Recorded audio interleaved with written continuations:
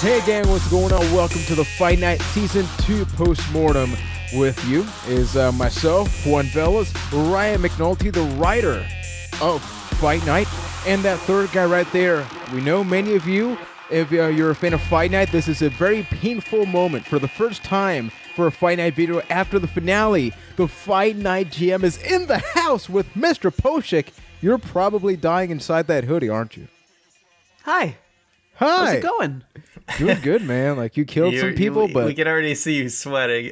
Yeah, she's a toasty in here. You look like a melting panda bear.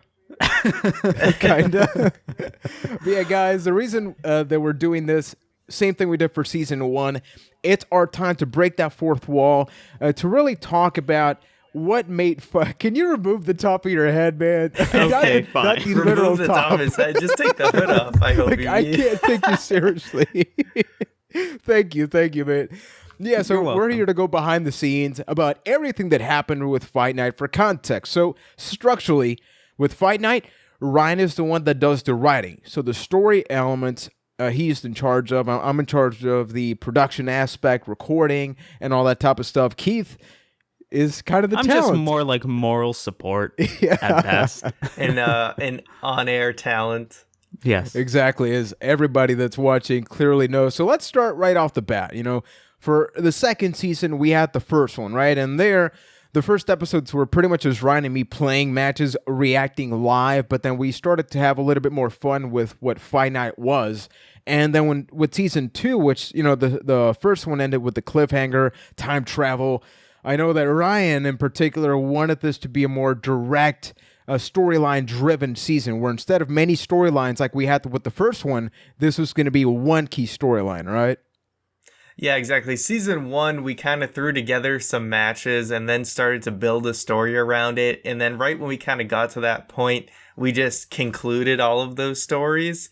So this season 2, instead of jumping between 2 to 3 stories, we decided that we would have different things going on, but I had kind of one overall vision of, you know, beginning to end, how the story was going to go. So from the beginning, I pretty much had the entire season planned out where, you know, this group takes over and they're doing these crazy mind control things and stuff. Basically, you know, we've always said Fyte Night, we want to do things that are not possible in traditional, you know, wrestling shows, which is having magic and stuff involved, which I know Undertaker does his stuff, but then like magic that does some real consequences, like killing people and stuff. Yeah, because can't kill people in wrestling. Yes, exactly. You can never do that story because it's, I mean, I know they tried it with Vince McMahon in the limousine, but we all saw how that went. Yeah, that didn't end up too well. And then yeah, with Fyte Night, with the second season, the overarching goal was, so let's really do what wrestling can't do, right? So the whole thing was murder, but then it became the whole argument of who's going to get murdered. We have this whole time travel thing. And the biggest challenge is that, you know, we write this whole story. The whole story was written in summer of last year. We have a Google Doc, so you see on screen just a little bit right now, but the whole document Ryan originally wrote a year ago. So it's crazy, you know, how with wrestling people talk like, hey, you know, wrestling is hard to write like a movie. We, in many ways, wrote it like a TV script where this is the story. Now, little things changed, but along the way, it was pretty much the same story, right? Yep. For the most part, everything, the main story really stayed the same. There were some changes we had to do on the fly when we tried out certain things. It just didn't work. So we, you know, and sometimes time constraints, we had to cut a few things out. But yeah, overall, I wanted it like, I was inspired with this story a lot of like, The Gathering was kind of inspired by both the Silent Hill games and the hacker group like Anonymous. I kind of wanted to make like sort of I wanted to do more hackery stuff, but it just didn't end up working. But so it was like kind of a cult group with you know, the Masked Man kind of looking somewhat like, you know, Anonymous like or whatever. So that was kind of the inspiration. Before we get to the whole 2K14 server issues, which was a big thing for Keith, during the first season, you were announced as the Fyte Night GM because it was weird, right? Like Ryan and me were doing the commentary, a lot of stuff, but Byte That's about the three of us, so we tried to figure out how can we get you involved. How do we shoehorn me into the show? GM, man, how did it feel? Because like right off the bat, we told you, so you're going to have more involvement in this season. Like you're going to be part of the primary storyline where it's, Keith versus the Gathering. Did you like that, knowing that you had to do way more voiceover and like sort of see, how you could experiment with that? Oh, absolutely. It's the smallest little joke, but it's one of my favorite parts about Fyte Night, where whenever I was on screen as myself, I'm the only person that got a voiceover. Everything else was just text, and whenever I was there, I got to be a voice. I think that it's a very small thing, and it played into the whole character. But yeah, I was all in. The episodes where I got to commentate with you guys and do my own little back in time thing, those are my favorite episodes of the season. It was so much fun. No, those were hilarious. Most people preferred your side thing, like the whole episode with time travel where Keith did the whole like Hackenschmidt thing or whatever. That was like a one-off thing where we told you it came up on the fly. Like Ryan and I were about to commentate, and I think it was you, Ryan, that said like, wouldn't it be funny if somebody commentated it? And then Keith was like, I can do it. Yeah, I can commentated do it. And that was it. Yeah, we wanted to have it just so it seemed like we were watching an authentic video where you could, quietly hear commentary in the background. So it wasn't just like this match without any commentary going on. Then we actually listened back to Keith's commentary, and it was so hilarious that we had to release it as a separate video without our commentary in it. And that's what happens when I just go in. I hadn't watched the video before I commentated it. Just say whatever comes to my mind, and that's what we get. The one thing. Yeah, I was just like, try and keep it like it was happening in the 1920s or something. Oh, no, my favorite quote, he's got him up like he's Jesus. Like, man, amazing stuff. Now, this all sounds good and gravy, right? All of a sudden, we knew this was going to happen. So traditionally, 2K puts down the servers for the previous wrestling game, or the game that is 2 years old, right? So we knew that when 2K16 came out, we were still in the process of recording Fyte Night. And we were like, okay, so what's going to happen? Then we find out in around October. No, it was whenever it is that the servers went down. And we weren't even halfway done recording the matches for the season. So we were like, crap. So we got panic binge. Mode. Yeah. Ooh, was it panic mode? We got to binge record. Was it like 8 to 10 matches in Fyte Night? And keep in mind that these matches, like Ryan and I don't just randomly play until somebody wins, right? Like we have a general idea of where we want this match to go. So a couple of matches, like in particular, and I know you hate this, Ryan, the tag team matches, those suck.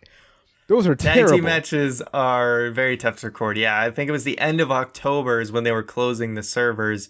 So we had like crunch time where basically several weekends in a row we had to just record as much as we could. And my PlayStation 3, I still got the old 60-gig PlayStation 3. It almost like blew up at one point. Like it literally overheated and shut down. During a match, I had to literally take a vacuum to the side of the PlayStation 3 to get all the dust out of it because it was overheating. But luckily we made it through. Sometimes the connection for online cannot be reliable. And sometimes there's lag and you got to restart. So it's a lot of work to record some of these online, and to have it done all in October. I was very happy we were able to finally pull it off. And then, we recorded some of these matches all the way back in October, and then the finale wasn't even aired until June. So pretty crazy how long ago some of those were recorded. Exactly. It was a huge challenge. And the problem during all of this, anybody that listens to the podcast, I will bring this up, I was having hard drive issues, right? So servers go down, right? So then I'm starting to look at the footage and I'm like, why can't I see half this match while the servers are down already? So I actually had to re-record some stuff or record some stuff offline because it just got corrupted. So some of the things like the Last Hope Battle Royal, I completely did that offline. I had to record that match almost 10 times because I kept losing. I was playing as Trent set. It was pretty obvious. By the end, I didn't care, man. I just wanted to get that out of the way. Corner elimination, Juan. Corner elimination. Originally, I was going to edit that. So here's a question for you guys. Of all the matches you recorded last season, which was your favorite? to play out. Ryan, is it the same one? It is, for right? sure. It's the Masked Man Supercock match in the finale of the the gauntlet, rather. Keith is a because workhorse. that was just the most complete match I think we ever recorded, where it told a story. They're kicking out of each other's moves, and it really just felt like the most complete match we ever made. And it was a one-take match. Every now and then we'll botch, and that's where I cut to like a replay, and magically everything's fine. That match was perfect. Ryan and I had a couple of ideas, and it just flowed. It just kept happening. We took a couple of risks. Sometimes you could tell that we were letting go out of each other's pins, but there were a couple of times where we actually kicked out and just went, let's keep going. Let's keep going. This is too good. But those matches are really good. And so now, the storyline, it did involve murder. It involved a lot of things. And with that, we had the murders of many people, including Pooh Bear, Alex Hayes, Jeffrey, a lot of ridiculous stuff. And I want to sort of talk to you first, Keith, as somebody that's involved in the storyline. And that technically you're the person that's behind this, right? So it's always like, oh man, when people find out. Did you enjoy that part of the storyline where we are just blatantly killing people off?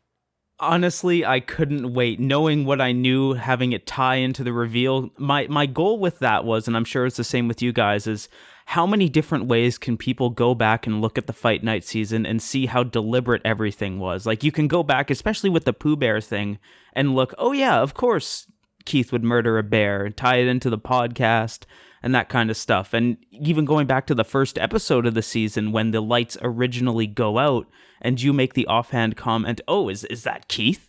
Or something like that. There's all these little hints, these little Easter eggs that tie it all in together. And from a storyline wise, I think it was beautiful. But most of the things in season 2 that ended up being my favorite things started as an offhand comment, kind of like Pooh Bear. We were thinking, oh, who could we put in this battle royal? And then I just kind of said, why don't we put in a bear or something like that? And boom, then we get this whole Pooh Bear thing. It was all great how everything just kind of came together. How did it feel for you, Ryan?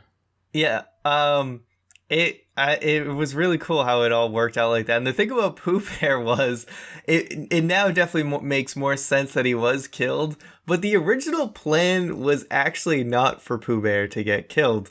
The whole devil resurrecting thing, one of the ways that I thought it was going to happen was that after the Masked Man lost to Supercock, he was going to flip out and be mad because, Hans and Rex were supposed to be his sacrifices. So what I actually originally intended to happen was that Masked Man would get so mad that he was actually going to sacrifice Sabotage.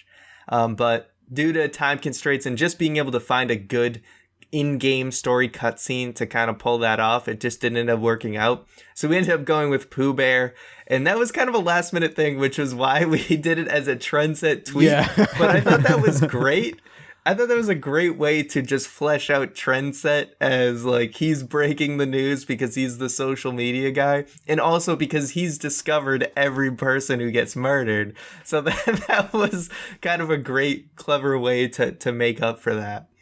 Yeah, we had a lot of little fun things like that, and most of them were pretty much just like one-off things, but it was tough, right? Because we knew that certain characters weren't going to come back for a long time, like Rex and Sex, but we're killing people off. So at some point, you got to develop characters, because then the next topic is, Dandy, Chicken Shiot. These guys were either kidnapped or left, and that led to us getting a little bit more creative with the things we did, because we wanted to be able to interact with them, right? But we didn't, like, it wasn't as fun, at least for me, if we just created ourselves in the game. Like for Keith, we just straight up took a Tyson Kidd call and then changed them.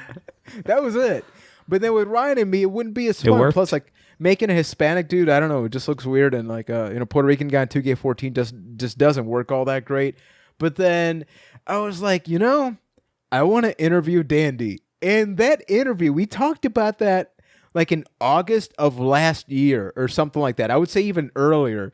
And it wasn't until a couple of weeks before it aired where I just sat down and talked to, that chair, and Nicole was reading the script as I was reacting, trying not to laugh. We then did the interview between me and Keith, which that was easily one of the funniest things we've done, because just doing a straight up That was SRT. so hard to get through. Oh, that was so hard to get through without laughing. Like, all those camera cuts were not coincidental. It was tied. Particularly my laughter. And then Ryan, like, that awkwardness with Dandy. Man, can you talk? You're alive. You recorded that at midnight, right?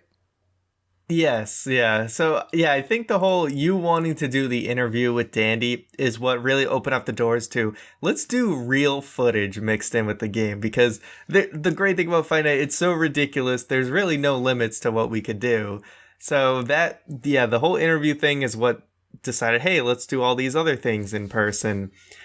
So I had been meaning to record that Dandy thing, which was inspired by Lost, for anyone who's not familiar or were wondering if it was. It was completely inspired by that scene in Lost where Jack's trying to get Kate to go back to the island or whatever. Spoilers. No.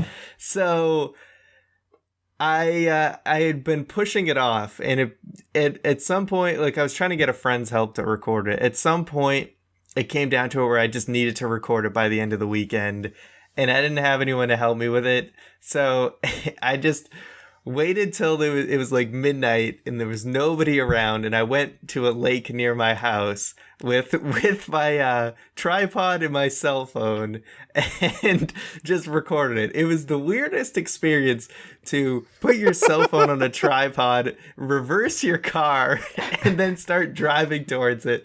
Like, it was the most awkward experience ever to just, like, start yelling out at midnight by yourself, like, with a camera pointed at you. I almost cried, because then, keep in mind, I'm the one that edits, right? So then Ryan sends me this footage without any context. So I hit play. I'm like, why is he reversing his car and then driving only to then stop? Oh, right, I get it. But it was the funniest thing. I thought it was funnier than actually editing the damn thing. I just wanted to put that thing out there raw.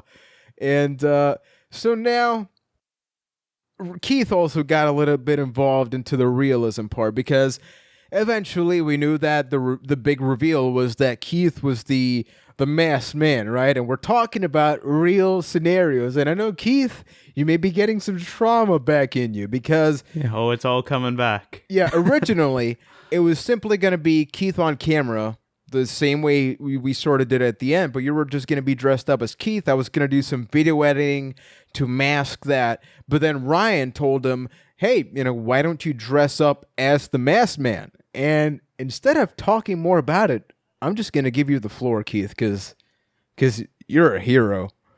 So sometimes in life, I'm not the smartest man. I am willing to admit that. So I sat down, thought to myself, what do I all need? Do I even have it here? No, I don't. Damn it. What do I need to make this masked man costume possible? So I figured, okay, let's use duct tape for this part, and then just get a bandana and a hoodie. Simple. So I go to Walmart one day, and I pick up duct tape, a bandana, and a hoodie. The clerk, God bless her soul, must have thought I was trying to rob somebody or going to commit some sort of crime, because, hey, here's a guy that wasn't smart enough to pick up anything else while they were in Walmart. He's just walking through checkout with a hoodie, a bandana, and duct tape. So I get pulled into a security office and get questioned about this, why I am picking up these items, and they weren't buying the fact that, oh, I was doing it for a video. I was doing it for a YouTube video. And I didn't, for my own, sake, I didn't really want to go any deeper than that. So there's this cock, which is going to save Fyte Night. I'm feuding with this cock superhero, and he's trying to save the show, but I'm really behind all this bad stuff. It just wasn't worth getting into. So long story short, they ended up letting me go without the items, and basically it's going to be a long time before I'm welcome back in that Walmart. So Super Cock and Fyte Night almost landed me in the slammer. So thanks for that, guys. My favorite part about this is I was live streaming as Keith sent the two of us the message of I was almost arrested, and people look at me like, "What happened?" Because I just yell, "What the?" Like in the loudest way that I can, because I'm like, "Is he okay? Like, do I got a call? I don't have Canadian currency. What's going on here?" But Keith, straight up, the moment that you knew shit was about to go down, at some point, did you want to punch Ryan or me? What was that thought process just while you were at the line? That's a good way to sum it up. Wanting to punch you guys, but it was mostly just, of course this would happen to me. Why wouldn't it? Yeah, of course. Like, really, brain, you couldn't think of maybe pick up some chicken or something like that. Don't get a knife, because that would be even worse. But No. just grab something else, you dumb idiot. But yeah, that was fun. I mean, that was easily my favorite part about all of this. The fact that Keith almost got actually arrested and he can't go to a Walmart thanks to Fyte Night. I mean, wow. Now, And I liked that Walmart, so thanks. give it about a year. I mean, you're losing some weight, right? You got a new haircut, so Well, thank you. just don't wear that hoodie. No. No, that's a bad idea. Now, Ryan, I'm just going to give you the floor for Supercock, right? Because we needed a hero. We needed somebody to finally dethrone the Gathering. And you're the mastermind behind that pretty much, so... Yeah, so Chicken Chia, it's a character I've had since WWE All-Stars, so I was happy to bring him into Fyte Night. And now, when looking at the whole story, I thought, Chicken Chia's kind of the guy, he hasn't really won, and he would be a good person to build up as kind of the hero for this season, because Dandy was pretty much the hero for last season, and I thought it would be a little too, it would kind of be too derivative or whatever to just kind of have Dandy be the hero again. That's why we kind of went the route of, so actual character development, Dandy's dealing with this whole banana bread situation because, if someone actually murdered someone, like accidentally, I would assume that there'd be a lot of inner turmoil. So we wanted to show that with Dandy. And then Chicken Chia, we kind of wanted to have this rising, from obscurity and becoming something. And we thought, okay, well, how can we have a chicken become like greater, and then we'll call him the Supercock, and it was just gonna end there with the name. I didn't for some reason I didn't anticipate having it turn into the huge dick joke that it was. I should have foresaw that, knowing all of us and our maturity level, that was going to happen.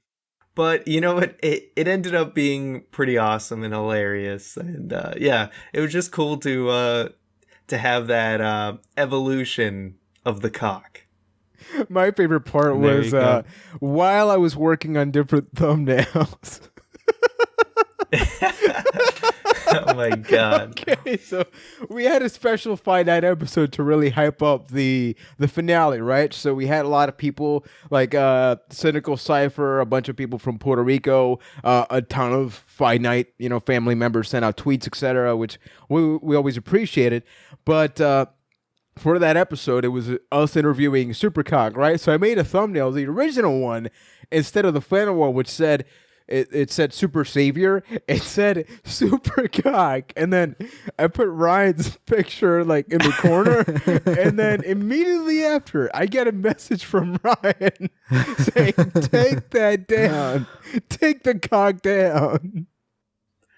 Yeah, because it was like I was tagged on Facebook. I'm like, oh my god, like untag Somebody's me gonna see immediately. this.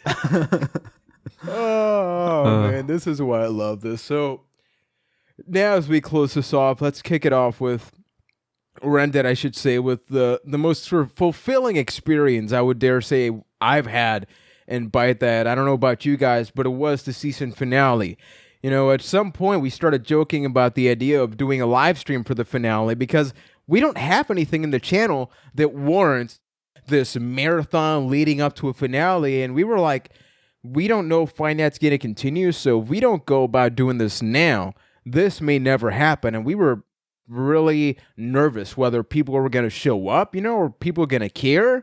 because Fyte Night does not have the largest audience in the channel compared to all the discussion videos. We know about that, but that is what the channel is. And the experience of when we knew that Keith was the guy behind this, and as the episode ended, and there was this like point in time where Supercock did not grab the briefcase, where people started to realize he's gonna lose, the comments started dropping. Like, people were freaking out. And then when Keith was revealed to be the GM, those comments, like, Keith, how did that feel? Like, one of the energy. most surreal experiences of my life. Honestly, leading up to it, I know during the stream, and here's a little behind the curtains, I didn't actually leave, if you were there, folks. I was just sitting back and watching the comments, and I was honestly shaking about how, like, excited, amped up I was about that. And then once it happened, just the stream of, like, JR style, oh, son of a bitch, and stuff like that it was one of the most surreal experiences of my life. It was amazing. Yeah, I mean, we were getting legitimately nervous, like, towards the end of just how the reactions are going to be. But yeah, we had a nice small group of people who showed up to that stream who were just very interactive. We had an awesome time. Like Juan said, one of the most fulfilling experiences. Because, a lot of times we don't get to see live reactions to any of our videos. So it was really, really cool to see that. And like I said on the stream itself, like that group of people that showed up made Fyte Night feel like WrestleMania that night. So it really awesome. did. Awesome. Yeah, like for me, I've done a lot of production work, right? So like, here's context. I've worked on a film that's been presented at a movie theater, and I see my name in the credits. I did not have goosebumps for that. I had goosebumps for this. Because, like, it's just outstanding. We've worked on this season for a whole year, and being able to actually see the beginning, middle, and end, and we feel satisfied. Because as creators, you don't want to end a season like, it was cool, right? Like, I thought, and this is what I really want to get from you guys, I was so satisfied with the season. I wouldn't change one thing about it. There were a couple of things that had to be cut out due to time and stuff like that. Originally, Rex and Sex, they were going to go back in time into WWF No Mercy for the Nintendo 64. We even started modding the ROM. Right. Yeah.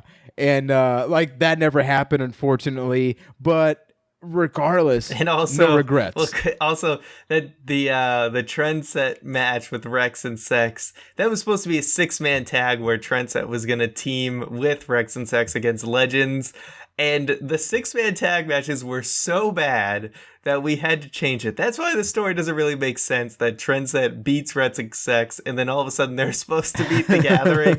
It doesn't make sense, and I know, and it's just because the 6-man matches were just so abysmal, we had to think of another way. We're recording this about a month after the finale, now that it's done. Because the fact of the matter is, we're not sure what's going to happen with Fyte Night. At least from my perspective, like, this is completely, non-kayfabe. Like, we're not doing this right now to, hype something up or not. Like, we really don't know what's going to happen. As of this moment, if nothing else came out of Fyte Night, I'm super happy about it. I got no regrets. Yeah, no, I'm very happy with it too. It's a very complete story told. I mean, we do end it on such a down note that I hope that there can be a season 3. I definitely have a ton of ideas for it, and I think a lot of it just hinges on on a lot of different things.